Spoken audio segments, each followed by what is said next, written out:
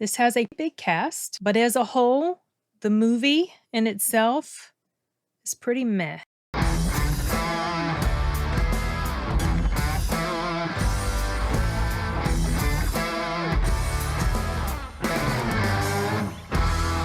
It's unfortunate that that was the feeling that I came away with after seeing Marlowe. I remember noticing that this was supposed to be something that was coming out. Initially, it was supposed to be December, and then it got moved to February. Tickets went on sale. I went ahead and bought tickets, was looking forward to it because I like detective-y stories, and this is about Philip Marlowe, a well-known private eye written by the author Raymond Chandler, I think is his name. There have been movies made about him starring Humphrey Bogart. There might have been other movies too made by like starring different actors. I honestly don't know. The only one I knew of before this was Humphrey Bogart. The Maltese Falcon. There might have been another one. I can't remember. But anyway, I've never read the books. This particular story I found out was based on a book I think that came out in 20, if I remember correctly, the information that I saw. And so it's not just a screenplay that was written. It's actually based on a solidly laid out plot. And there is quite a bit of plot in it. There's a bunch of different characters. There's a lot of things that are happening, these different character dynamics and stuff going on and secrets that he finds out. And obviously, the dame comes through the doorway in the beginning and, I knew she was trouble. I mean, that sort of thing. As soon as she shows up, she's going to be kind of like trouble. And not everything is as it seems initially. And he's trying to figure out or get to the bottom of this story and all this. There's just a lot of complexity to the plot. I mean, I felt like there was. I was really having to focus and pay attention because there were names that were mentioned of characters that maybe you only saw from a distance. And if you saw them again, they were even farther away. So I'll give you an example. There was a character that was referred to as the ambassador. And you saw him briefly in a speaking part, from what I can remember, at least just once. But it wasn't even up close. It was from a distance that you saw this person, and yet this character was his presence was a driving factor in certain things that were going on. So you really had to focus your attention on what they were talking about, who was who. You had to remember names because there was a lot of names being thrown about.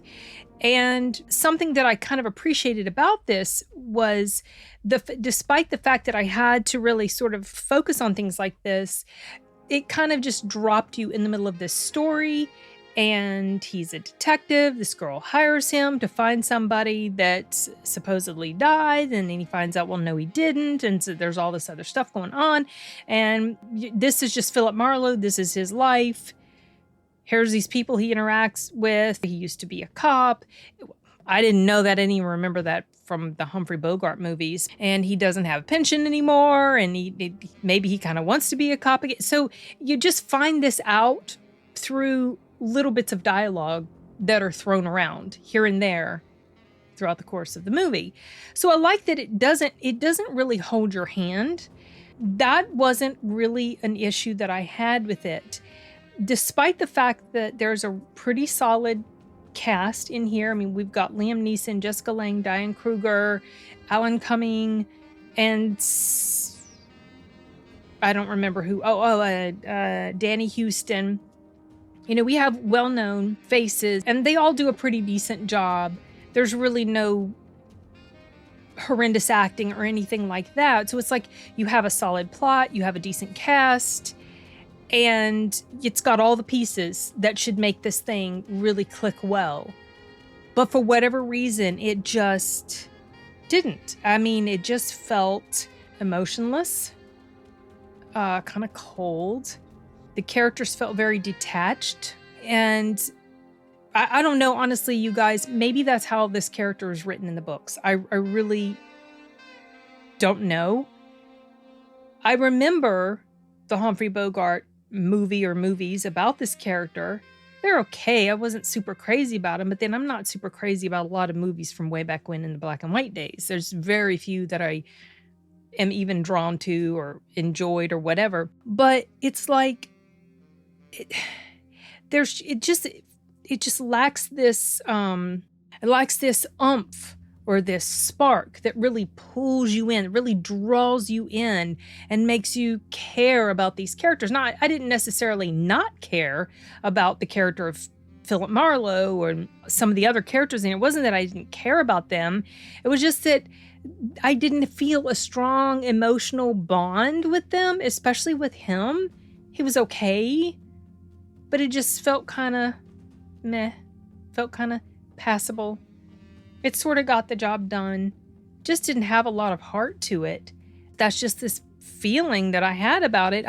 When I got home, I checked some of the, critic stuff about it, and the audience loves this. Like, I think right now it's at 80%. I would not give it an 80%, but I also wouldn't give it as low as the official critics have given this thing, which is like 11%. It's not that bad, but it's just, I wanted to be drawn into it more, and I wasn't super invested in these characters. Also, another thing, it was kind of slow-ish. It was about an hour and 42 minutes, and it didn't necessarily feel like I didn't get bored. I was just kind of, all right, what's going to happen, and who's pulling these shenanigans, and who's responsible for what, and who's lying, and what's he going to figure out. But there was not a lot of action. Now, I guess these stories aren't super action heavy. There are a few moments of some stuff like that, but it's mostly dialogue heavy, dialogue driven. I guess if that's the sort of thing that you really like, maybe that will work for you. I don't necessarily mind dialogue heavy movies. Some of them are excellent, like Kiss Kiss Bang Bang is very dialogue heavy, but it's so witty and punchy and funny. I really love that movie. This one, though there's a lot of dialogue and there's some humorous lines that are thrown about, it just didn't work. I don't know, it's weird. But you know it when you feel it. You know that the magic's not there. You just kind of intuitively can tell. And so, unfortunately, I was not super crazy about this movie. I didn't hate it like I have hated other movies in the past, and you know very well which ones I'm referring to. I didn't want to walk out of the movie theater or anything like that, but it's just... that's kind of how I felt about it.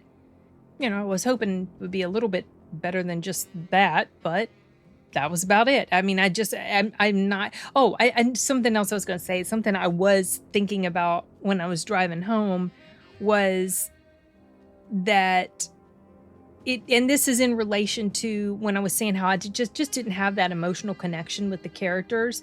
I had more emotional connection with the characters in Pathan than I did in this. And Pathan was ridiculous and insane and over the top and ludicrous in so many ways. This was definitely more grounded in reality. Like I use that term a lot. It was definitely more, more reasonable and with stuff like that.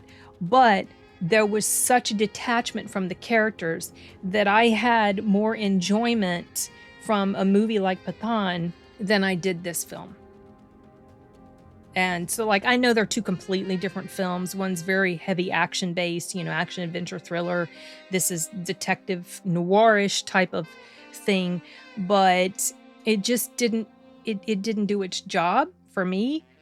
And, yeah. It's unfortunate.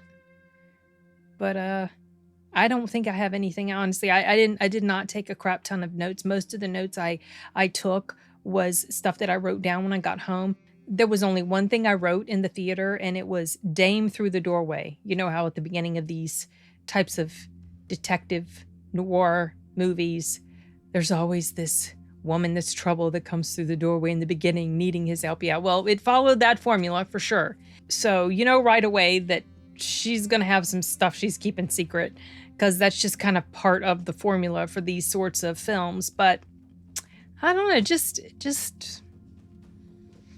was unfortunate. It had all the pieces and it should have worked, but for whatever reason it didn't. And I don't know if that's the fault of the director or if it's the screenplay or what. I really don't know.